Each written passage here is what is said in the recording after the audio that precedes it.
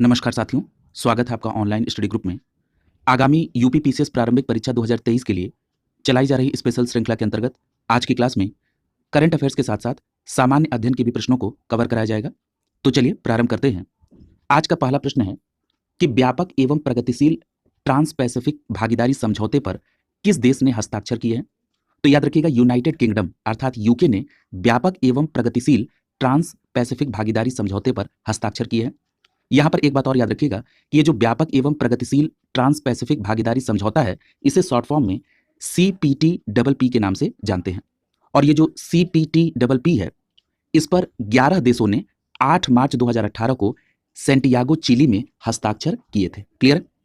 अब यहां पर इसमें जो 11 देशों की बात की गई है, ये 11 देश कौन कौन से थे? तो याद रखिएगा, ये 11 देश जिनके बीच में ये मुक्त व्यापार समझौता हुआ, यानी फ्री ट्रेड एग्रीमेंट हुआ, जिसको शॉर्ट फॉर्म में FTA कहते हैं, उसमें कौन कौन से देश हैं? तो ऑस्ट्रेलिया है, ब्रुनेई है, कनाडा है, Chile, Japan, Malaysia, Mexico, Peru, New Zealand, Singapore और वियतनाम शामिल है। क्लियर है? और अभी हाल ही में इसमें यूके ने इस पर हस्ताक्षर किया, इस समझौते पर।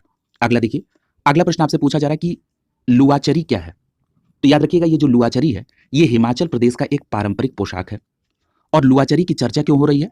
क्योंकि हिमाचल प्रदेश के कांगड़ा जिले में रहने वाली अंजलि शर्मा ने लुआंचरी पहनकर अफ्रीका में किलीमंजारो पर्वत पर फतह हासिल की है। क्लियर है? यानी हिमाचल प्रदेश की कांगड़ा की अंजलि शर्मा ने लुआंचरी पहनकर, यानी इस पोशाक को पहनकर उन्होंने अफ्रीका के किलीमंजारो जो पर्वत है उसको फतह किया है, इसलिए लुआंचरी ये जो चर्चा में आया। याद रखिएगा, अगर हम बात कर लें किलीमंजारो की, तो ये जो माउंट किलीमंजारो है, ये तंजानिया में है और ये अफ्रीका महाद्वीप का सबसे ऊंचा पर्वत है। क्लियर है? तो इसको भी ध्यान रखेंगे। और इसकी ऊंचाई कितनी है? 5895 मीटर। अगला देखिए, अगला प्रश्न आपसे पूछा जा रहा है कि अमोघा 3 क्या है? तो याद रखिएगा, ये जो अमोघा 3 है, ये एक एंटी टैंक गाइडेड मिसाइल है, पहली बात। दूसरा प्रश्न ये बन सकता है कि अमोघा 3 जो कि एक एंटी टैंक गाइडेड मिसाइल है, किसके द्वारा विकसित किया गया? तो याद रखिएगा, भारत डायनेमिक्स लिमिटेड अर्थात BDL के द्वारा इसे विकसित किया गया। याद रखिएगा, अभी हाल ही में अमोघा 3 के लैंड वर्जन का सफल परीक्षण किया गया है। अगला प्रश्न आपसे पूछा जा रहा है कि उत्तर अटलांटिक संधि संगठन, जिसको आप शॉर्ट फॉर्म में नाटो के नाम से जानते हैं, इसका 31वां सदस्य कौन बना है देश? तो याद रखिएगा, उसका नाम है फिनलैंड। तो याद रखेंगे, फिनलैंड उत्तर अटलांटिक संधि संगठन अर्थात नाटो का 31वां सदस्य बना है। यहां पर इस नंबर को भी आप ध्यान में रखेंगे। अगर हम यहां पर संक्षिप्त में चर्चा कर लें नाटो की, तो नाटो को इंग्लिश में इसका फुल फॉर्म होता है नॉर्थ अटलांटिक ट्रीटी ऑर्गेनाइजेशन। इसकी स्थापना 4 अप्रैल 1949 को हुई थी, यानी 1949 में। और किस संधि के द्वारा? तो वॉशिंगटन संधि के द्वारा। यदि हमसे नाटो के मुख्यालय को पूछा जाए तो आपका सीधा जवाब होना चाहिए ब्रुसेल्स, बेल्जियम में। याद रखिएगा, नाटो जो है, ये यूरोप और उत्तरी अमेरिकी देशों का एक सैन्य और राजनीतिक संगठन है। और अभी हाल ही में कई बार रूस और यूक्रेन के बीच जो संघर्ष चल रहा है, इसमें इसकी चर्चा भी कई बार हुई है, इसलिए इसको ध्यान में रखेंगे। और यह भी ध्यान देंगे कि नाटो का 31वां सदस्य बना है फिनलैंड। अगला प्रश्न आपसे पूछा जा रहा है कि सलीम दुर्रानी किससे संबंधित हैं? तो याद रखिएगा, सलीम दुर्रानी साहब पूर्व भारतीय क्रिकेटर है और इनका हाल ही में भी निधन हो गया है। क्लियर है? अगला प्रश्न देखिए, अगला प्रश्न आपसे पूछा जा रहा है कि यूनिटी मॉल क्या है? याद रखिएगा, इस यूनिटी मॉल को उत्तर प्रदेश सरकार द्वारा सूक्ष्म लघु एवं मध्यम उद्यम अर्थात MSME और निर्यात प्रोत्साहन हेतु स्थापित किया जाएगा। याद रखिएगा, उत्तर प्रदेश सरकार ने जो 2023-24 का बजट प्रस्तुत किया है, उसमें यूनिटी मॉल के लिए 200 करोड़ रुपए का प्रस्ताव रखा गया है। क्लियर? यानी 200 करोड़ रुपए प्रस्तावित है बजट 2023-24 में यूनिटी मॉल के लिए। अगला प्रश्न पूछा जा रहा है कि यूपी राही क्या है? तो याद रखिएगा, ये जो यूपी राही है, ये एक ऐप है।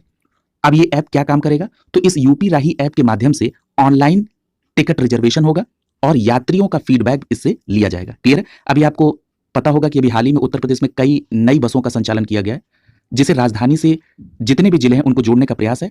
उसी दौरान यूपी राही ऐप का भी लॉन्च किया गया इसे, और ये ऑनलाइन रिजर्वेशन और यात्री फीडबैक के लिए प्रयोग में लाया जाएगा।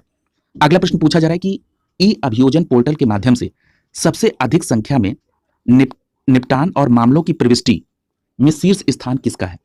तो याद रखिएगा, उत्तर प्रदेश का ई अभियोजन पोर्टल के माध्यम से सबसे अधिक संख्या में निपटान और मामलों की प्रविष्टि में शीर्ष स्थान है। क्लियर है? उत्तर प्रदेश का। अगला देखिए, अगला प्रश्न आपसे पूछा जा रहा है कि स्वच्छ सुजल शक्ति सम्मान 2023 किसे दिया गया है? तो याद रखिएगा, ये जो स्वच्छ सुजल शक्ति अभियान 2023 है, उत्तर प्रदेश के ललितपुर की रहने वाली शारदा देवी को मिला है और यह पुरस्कार राष्ट्रपति महोदया के द्वारा दिया गया। तो याद रखेंगे, स्वच्छ सुजल शक्ति सम्मान 2023 किसको मिला? शारदा देवी को। और इनका उत्तर प्रदेश के किस जिले से संबंध है? तो ललितपुर से। याद रखिएगा, ये जो स्वच्छ सुजल शक्ति सम्मान है, ये जल शक्ति मंत्रालय की पहल है। यहाँ पर एक बात और आपको ध्यान पे रखना होगा कि ये जो पूरा कार्यक्रम चल रहा था, ये अंतर्राष्ट्रीय महिला दिवस के अवसर पर चल रहा था। इस अवसर पर जल शक्ति अभियान कैच द रेन 2023 का भी शुभारंभ राष्ट्रपति महोदया के द्वारा किया गया। और ये जो जल शक्ति अभियान कैच द रेन 2023 का शुभारंभ हुआ, इसका विषय क्या था? तो याद रखिएगा, इसका विषय था पीने के पानी के लिए स्रोत की स्थिरता। क्लियर है? अगला देखिए, अगला प्रश्न आपसे पूछा जा रहा है कि उत्तर प्रदेश के बजट 2023-24 में फिल्म सिटी के लिए कितने करोड़ रुपए का प्रस्ताव है? तो याद रखिएगा, उत्तर प्रदेश के बजट 2023-24 में फिल्म सिटी के लिए 10,000 करोड़ रुपए प्रस्तावित हैं। याद रखिएगा, ये जो फिल्म सिटी है, ये जेवर हवाई अड्डे के पास यमुना एक्सप्रेसवे के साथ सेक्टर 21 में प्रस्तावित है। और जेवर हवाई अड्डा कहां पर है? गौतम बुद्ध नगर में। क्लियर है? अगला प्रश्न देखिए, पूछा जा रहा है कि विश्व का सबसे तेज लेजर सीट इमेजिंग तकनीक का आविष्कार किसके द्वारा किया गया? तो याद रखिएगा, नासा के कैलटेक की टीम के द्वारा विश्व की सबसे तेज लेजर सीट इमेजिंग तकनीक का आविष्कार किया गया। क्लियर है? अब ये तकनीक क्या करेगी? तो इसके माध्यम से आग की लपटों में नैनो कणों के अध्ययन में मदद मिलेगी। क्लियर है? याद रखिएगा, ये जो नासा के कैलटेक की टीम है, इस टीम में उत्तर प्रदेश के एक युवा वैज्ञानिक भी शामिल है।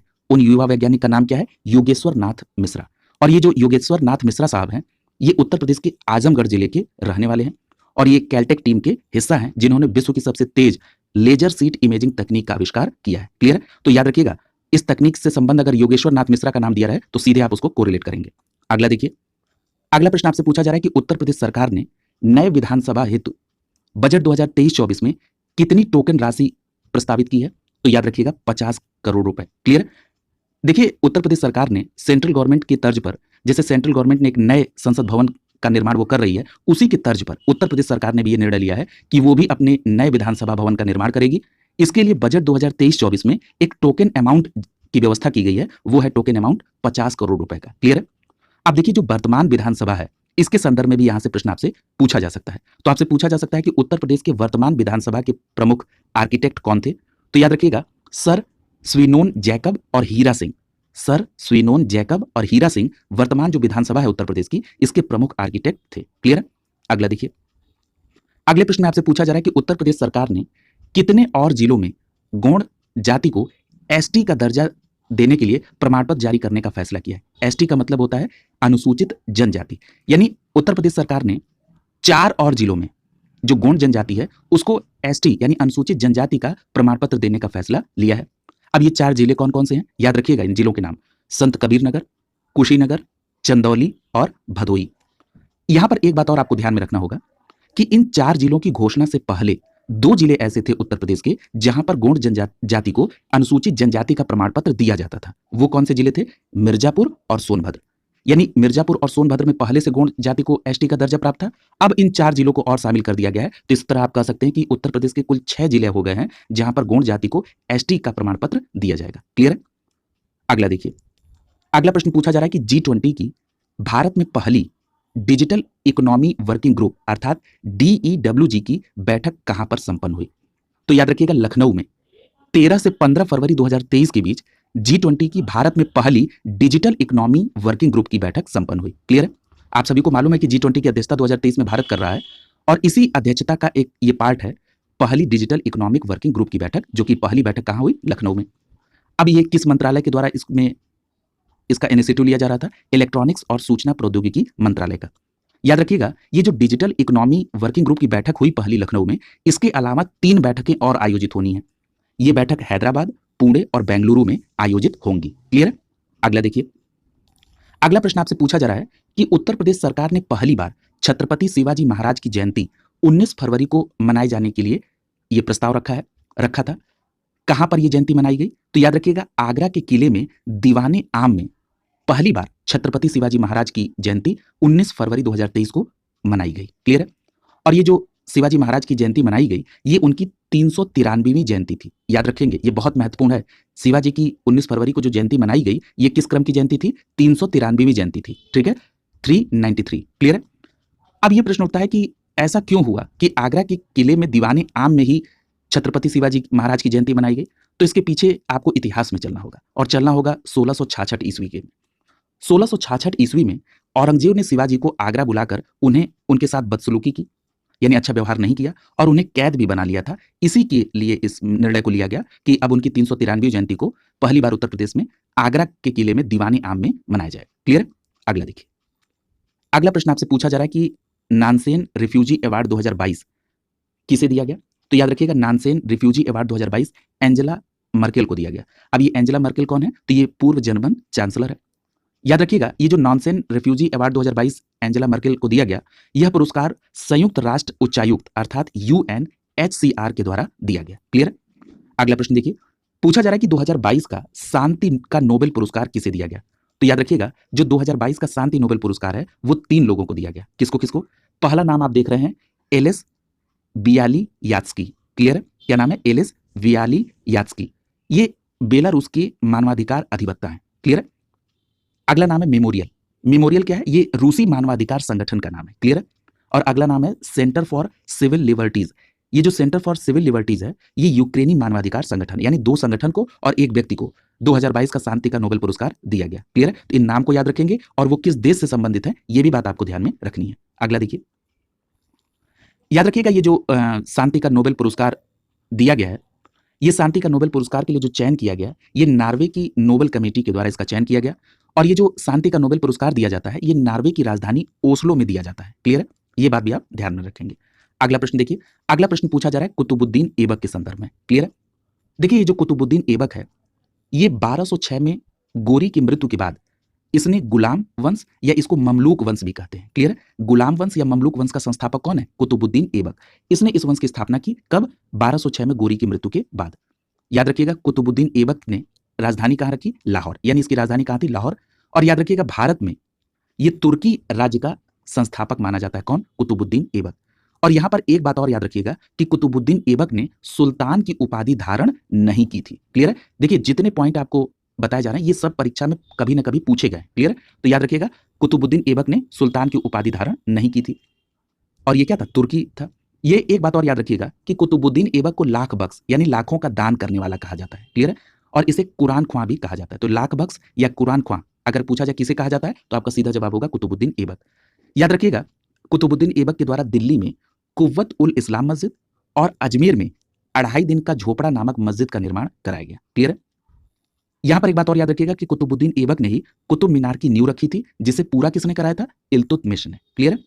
अगला देखिए, अगर हम बात करें कुतुबुद्दीन ऐबक की मृत्यु कैसे हुई, तो यह भी प्रश्न आपसे पूछा जाता है कि किस शासक की मृत्यु चौगान खेलते वक्त घोड़े से गिरने से हुई थी। तो आपका सीधा जवाब होना चाहिए कुतुबुद्दीन ऐबक की। और उसकी डेथ कब हुई? 1210 ईस्वी में। क्लियर है? और उसे कहां दफनाया गया? लाहौर में। इतनी बात आप कुतुबुद्दीन ऐबक के बारे में मिनिमम याद रखेंगे। क्लियर है? अगला देखिए, अगला प्रश्न आपसे पूछा जा रहा है कि भारत प्रतिस्पर्धा आयोग यानी CCI का जो तीसरा क्षेत्रीय कार्यालय पश्चिम में है, इसका उद्घाटन कहां किया गया? तो याद रखिएगा, मुंबई में। तो जो भारत प्रतिस्पर्धा आयोग का तीसरा क्षेत्रीय कार्यालय पश्चिम में उद्घाटित हुआ, वो कहां पर है जगह? मुंबई में। याद रखिएगा, इसके पूर्व में 2 क्षेत्रीय कार्यालय हैं भारत प्रतिस्पर्धा आयोग के थे। एक था दक्षिण में चेन्नई में और दूसरा था पूर्व में कोलकाता में। क्लियर है? और अब भारत प्रतिस्पर्धा आयोग के 3 क्षेत्रीय कार्यालय हो गए। क्लियर है? अगर हम बात कर लें भारतीय प्रतिस्पर्धा आयोग CCI की, तो ये एक अर्ध न्यायिक निकाय है। क्लियर है? और इस अर्ध न्यायिक निकाय की स्थापना कैसे हुई? तो प्रतिस्पर्धा अधिनियम 2002 के तहत हुई। और इसका जो विधिवत गठन है वो मार्च 2009 में किया गया। यदि आपसे यह प्रश्न पूछा जाए कि भारत प्रतिस्पर्धा आयोग किस मंत्रालय के अंतर्गत कार्य करता है, तो याद रखिएगा कारपोरेट कार्य मंत्रालय के अंतर्गत यह कार्य करता है। और कौन मंत्री हैं? निर्मला सीतारमण। उन्होंने ही इस तीसरे क्षेत्रीय कार्यालय का उद्घाटन भी किया था। अगला देखिए, अगला प्रश्न पूछा जा रहा है कि मीथेन के संदर्भ में। तो मीथेन को क्या कहते हैं? CH4। याद रखिएगा, मीथेन प्राकृतिक गैस और बायोगैस आदि में ये मुख्य अवयव वाला कार्बनिक यौगिक है। क्लियर है? यानी प्राकृतिक गैस और बायोगैस में मुख्य अवयव के तौर पर यह गैस पाई जाती है, जिसको कहते हैं मीथेन। ये एक कार्बनिक यौगिक है। याद रखिएगा, मीथेन एक ग्रीन हाउस गैस भी है। अब देखिए, और कहां से मीथेन से प्रश्न पूछे जाते हैं। जितने भी पॉसिबल प्रश्न थे, सारे प्रश्न एक जगह कोरिलेट हैं। देखिए, कोयले की खानों में मीथेन का वायु के साथ जब मिश्रण होता है तो विस्फोट होता है। यह भी प्रश्न आपसे पूछा जाता है। जब मीथेन का वायु के साथ मिश्रण होता है कोयले की खानों में और विस्फोट होता है, इसीलिए मीथेन को फायर डैम्प कहा जाता है। फायर डैम्प किस गैस को कहते हैं? मीथेन को। और क्यों कहते हैं, यह भी आपने देखा। इसके साथ ही साथ एक प्रश्न और पूछा जाता है कि धान की खेतों में से कौन सी गैस? तो आपका सीधा जवाब होगा मीथेन, यानी CH4। इसके अलावा पशुपालन आदि में भी मीथेन आपने देखा होगा कि जब जानवर वो चुगाली करते हैं तो भी ये गैस निकलती है। यहां पर एक बात और देखिएगा कि ये जो मीथेन गैस है, इसका प्रयोग ईंधन के तौर पर भी होता है। देखिए यहाँ पर बायोगैस यानी गोबर गैस आपने देखा होगा, वहाँ पर मीथेन ही निकलती है, क्लियर है? और ये ईंधन के तौर पर प्रयोग में आती है। पहले आपने गाँव में इसको देखा होगा, मैंने इसको सबसे पहली बार अपने ननिहाल में देखा था। ये काफ़ी मैं पर्सनल टच दे रहा हूँ, लेकिन बस मैं कोरिलेट करने के लिए कह रहा हूँ कि ताकि आप इसको याद रख सकें। क्या आपका भी अनुभव इस प्रकार से रहा है? अगर आप चाहें तो ये कमेंट बॉक्स में शेयर कर सकते हैं। अगला देखिए, अगला प्रश्न कह रहा है कि साइबर जागरूकता दिवस कब मनाया जाता है? तो याद रखिएगा साइबर जागरूकता दिवस प्रत्येक माह के पहले बुधवार को मनाया जाता है, क्लियर है? और याद रखिएगा ये गृह मंत्रालय के द्वारा शुरू की गई पहल है, क्लियर है? यानी जो सरकारी ऑफिस है उसमें साइबर क्राइम से निपटने के लिए, उसके प्रति सतर्क रहने के लिए इस साइबर जागरूकता दिवस को गृह मंत्रालय के द्वारा प्रारंभ किया गया। अगला प्रश्न एक पूछा जा रहा है कि मुंशी प्रेमचंद्र का वास्तविक नाम क्या है? देखिए उत्तर प्रदेश लोक सेवा आयोग के द्वारा ये एक पेपर में मिलान करने के लिए पूछा गया था कि कई नाम थे और उनके वास्तविक नाम से उनको मिलान करना था। तो यहाँ पर एक नाम आप याद रखेंगे कि मुंशी प्रेमचंद को किस नाम से जाना जाता है? तो धनपत राय श्रीवास्तव उनका वास्तविक नाम है, क्लियर है? अगला प्रश्न है, पूछा जा रहा है कि मामलूह गुफा कहाँ पर है? तो याद रखिएगा मामलूह गुफा जो है ये मेघालय राज्य के मावम लूह के निकट है। यानी मावम लूह एक गांव का नाम है जो कि मेघालय राज्य में है, वहीं पर यह गुफा है, इसलिए इसका नाम क्या पड़ गया? मावम लूह गुफा। अब ये गुफा चर्चा में क्यों आई? क्योंकि यूनेस्को के दुनिया के 100 IUGS भूवैज्ञानिक स्थलों में इसे सूचीबद्ध किया गया है, क्लियर है? देखिए यहाँ पर IUGS का नाम आया, IUGS का फुल फॉर्म क्या होता है? International union of geological sciences, clear है? यानी दुनिया के पहले 100 international union of geological science भूवैज्ञानिक स्थलों में सूचीबद्ध किया गया किसको? मावलूह गुफा को। अगला प्रश्न आपसे पूछा जा रहा है कि भारतीय वायुसेना अर्थात IAF की स्थापना कब हुई? तो याद रखिएगा भारतीय वायुसेना की स्थापना 2 अक्टूबर 1932 को हुई थी। इसका मुख्यालय कहां पर है? नई दिल्ली में। देखिए यहां पर भारतीय वायुसेना का जिक्र क्यों किया गया? क्योंकि भारतीय वायुसेना में एक नए उप प्रमुख की नियुक्ति हुई और नए उप प्रमुख का नाम क्या है? Air marshal AP Singh, clear है? इसीलिए भारतीय वायुसेना का भी बैकग्राउंड लेना पड़ा। तो नए भारतीय उप प्रमुख कौन है भारतीय वायुसेना के? Air marshal AP Singh. अब जरा आइए और देखते हैं कि भारतीय वायुसेना के पहले कमांडर इन चीफ कौन थे? तो उनका नाम है air marshal sir Thomas W Elmhirst, ठीक है? क्या नाम था? Sir Thomas W Elmhirst, clear है? और अगर आपसे यह पूछा जाए कि पहले भारतीय वायुसेना प्रमुख कौन थे, तब आपका जवाब होगा air marshal Subroto Mukherjee, clear है? वर्तमान समय में भारतीय वायुसेना के प्रमुख कौन है? तो उनका नाम है air chief marshal BR Chaudhary. और यहां पर प्रमुख रूप से आपको ध्यान में रखना है कि जो भारतीय वायुसेना में नए उप प्रमुख नियुक्त हुए हैं उनका नाम है air marshal AP Singh, clear है? अगला देखिए, अगला प्रश्न पूछा जा रहा है कि दक्ष क्या है? तो देखिए जो दक्ष है ये एक वेब आधारित एप्लीकेशन है। अब ये जो दक्ष वेब आधारित एप्लीकेशन है ये काम क्या करेगा? तो ये एक उन्नत पर्यवेक्षी निगरानी प्रणाली है, क्लियर है? और ये किसके द्वारा प्रारंभ किया गया? तो ये RBI के द्वारा प्रारंभ किया गया। ये बैंकों आदि का निगरानी का कार्य करेगा, क्लियर? अगला देखिए, पूछा जा रहा है कि देश का पहला 24 घंटे ऊर्जा संचालित गांव कौन हुआ है? तो याद रखिएगा मोडेरा गांव है जो कि गुजरात राज्य में है। ये देश का पहला 24 घंटे सौर ऊर्जा संचालित गांव बना है। देखिए मोडेरा कुछ और बातों के लिए भी प्रसिद्ध है। क्या?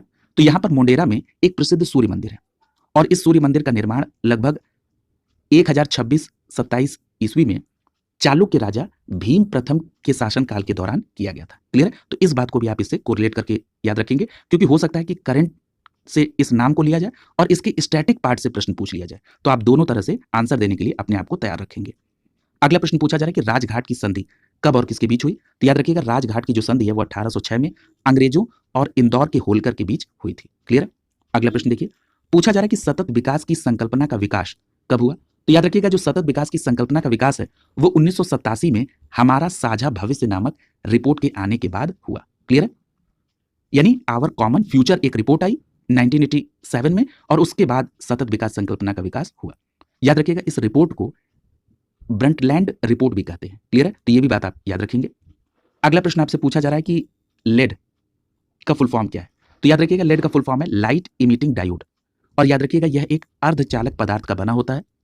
ये जो LED है इसमें प्रकाशोत्पादन घटक क्या होता है? तो याद रखेंगे जो मुख्य प्रकाशोत्पादन घटक यानी जो प्रकाश उत्पन्न करने वाला मुख्य घटक है LED में वो क्या होता है? तो उसका नाम है गैलियम आर्सेनाइड। क्या नाम है? Gallium arsenide.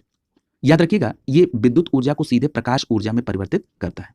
अगला प्रश्न देखिए, पूछा जा रहा है कि राष्ट्रीय बाघ संरक्षण प्राधिकरण जिसको शॉर्ट फॉर्म में NTCA के नाम से जानते हैं ये कैसा निकाय है? संवैधानिक निकाय है या सांविधिक निकाय है? कैसा निकाय है? तो याद रखिएगा राष्ट्रीय बाघ संरक्षण प्राधिकरण को वन्यजीव संरक्षण अधिनियम 1972 के तहत गठित किया गया, इसलिए कैसा निकाय है? सांविधिक निकाय है। क्लियर है? अगला देखिए, अगला प्रश्न पूछा जा रहा है कि किक ऑफ द ड्रीम अभियान किससे संबंधित है? देखिए ये प्रश्न बहुत महत्वपूर्ण है जिसकी अब चर्चा हो रही है। वैसे तो सभी प्रश्नों को, बिल्कुल महत्वपूर्ण प्रश्नों को ले आया जा रहा है। किक ऑफ द ड्रीम अभियान जो है, ये अंडर 17 फीफा महिला विश्व कप में पार्टिसिपेट करने वाली भारतीय महिला फुटबॉल टीम को सपोर्ट करने के लिए इस अभियान की शुरुआत खेल मंत्री के द्वारा किया गया था, जिसका नाम क्या है? किक ऑफ द ड्रीम अभियान। क्लियर है? अब यहां पर चर्चा हो गई है अंडर 17 फीफा महिला विश्व कप की। तो याद रखिएगा, भारत ने इसकी मेजबानी की है। किसकी? अंडर 17 फीफा महिला विश्व कप की।